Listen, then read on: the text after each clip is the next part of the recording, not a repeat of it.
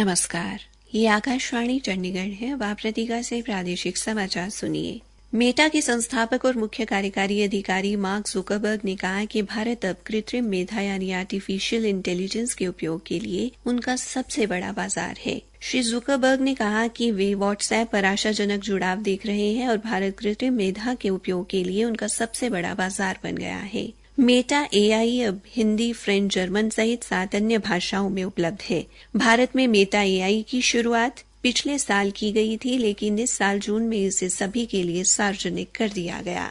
हरियाणा के मुख्यमंत्री नायब सिंह ने कहा कि राज्य सरकार संतों महापुरुषों के दिखाए मार्ग पर चलते हुए निरंतर आगे बढ़ रही है और गरीबों के कल्याण के लिए कार्य कर रही है। मुख्यमंत्री कल अम्बाला जिले में श्री गुरु रविदास धर्म स्थान सिरसगढ़ के 21वें स्थापना दिवस और अमर शहीद ब्रह्मलीन श्री श्री 108 रामानंद जी महाराज के शहीदी दिवस पर आयोजित धार्मिक सम्मेलन में बतौर मुख्य अतिथि श्रद्धालुओं को संबोधित कर रहे थे। इस अवसर पर परिवहन राज्य मंत्री असीम गोयल भी उपस्थित रहे। इस मौके पर मुख्यमंत्री ने धर्मस्थान सिरसगढ़ को 21 लाख रुपए की राशि तथा परिवहन राज्य मंत्री ने 11 लाख रुपए की राशि देने की घोषणा की। हरियाणा के मुख्यमंत्री नायब सिंह ने कल अम्बाला जिले के गांव शेरपुर में शहीद नायक गुरप्रीत सिंह के घर जाकर उनके परिजनों को सांत्वना दी।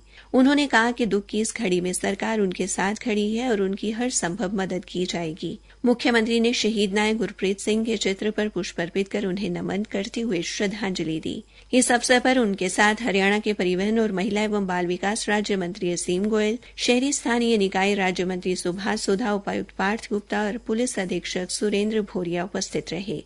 उल्लेखनीय है कि शहीद नायक गुरप्रीत सिंह लेह लद्दाख में 4 लद्दाख स्काउट्स यूनिट में ड्यूटी पर तैनात थे। ड्यूटी के दौरान गश्त करते हुए पैर फिसलने से बर्फीले पानी में गिरने से उनकी मृत्यु हो गई। नायक गुरप्रीत सिंह अपने पीछे माता पिता, बहन, पत्नी और 2 पुत्र छोड़ गए हैं।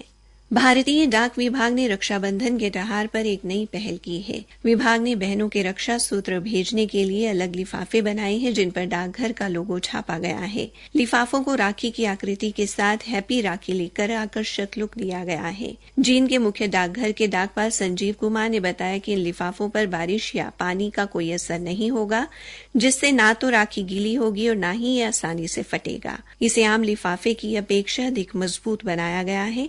उन्होंने आकाशवाणी से बातचीत में बताया, रक्षाबंधन को लेकर हमारे जींद पोस्ट ऑफिस के द्वारा एक स्पेशल अरेंजमेंट किया गया है, जो कि एक स्पेशल काउंटर भी लगाया गया है और पब्लिक को उसकी फैसिलिटी के लिए, ताकि क्या है टाइमली उनका काम हो जाए।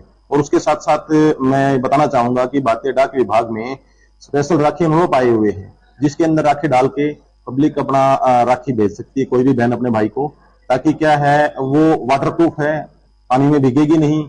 और जो राखी एनवलप है उसको भारतीय डाक विभाग कोशिश करेगा कि राखी तक सभी बहनों की, भाइयों के पास पहुंच सके। स्पेशल अरेंजमेंट के अकॉर्डिंग, तो जैसे छुट्टी आती है बीच में, उस छुट्टी के दौरान भी हम स्पेशल अरेंजमेंट करके उसकी डिलीवरी का प्रोविजन करेंगे। जींद से हमारे संवाददाता के साथ बातचीत में स्थानीय महिलाओं ने इसे डाक विभाग की बहुत ही सार्थक और सराहनीय पहल बताया और कहा कि सामान्य लिफाफे में भेजने से राखी खराब हो जाती थी, लेकिन इनके वाटरप्रूफ होने के कारण राखी सुरक्षित पहुंच पाएगी। हरियाणा के शहरी स्थानीय निकाय राज्य मंत्री सुभाष सुधा ने कहा कि थानेसर शहर में सड़कों, गलियों में पेवर ब्लॉक लगाने, पेयजल व्यवस्था तथा अन्य विकास कार्यों के लिए राज्य सरकार ने पिछले 1 माह में लगभग 70 करोड़ रुपए की राशि स्वीकृत की है। इन योजनाओं पर नगर परिषद के अधिकारियों को जल्द आगामी कार्रवाई करने के आदेश दिए गए हैं।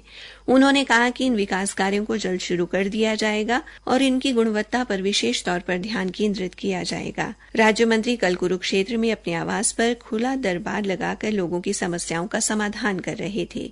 इससे पहले राज्य मंत्री ने सैकड़ों लोगों की विभिन्न विभागों से संबंधित समस्याएं सुनी और उनका समाधान करने के लिए संबंधित अधिकारियों को आवश्यक दिशा निर्देश दिए। इसी के साथ ये समाचार बुलेटिन समाप्त हुआ।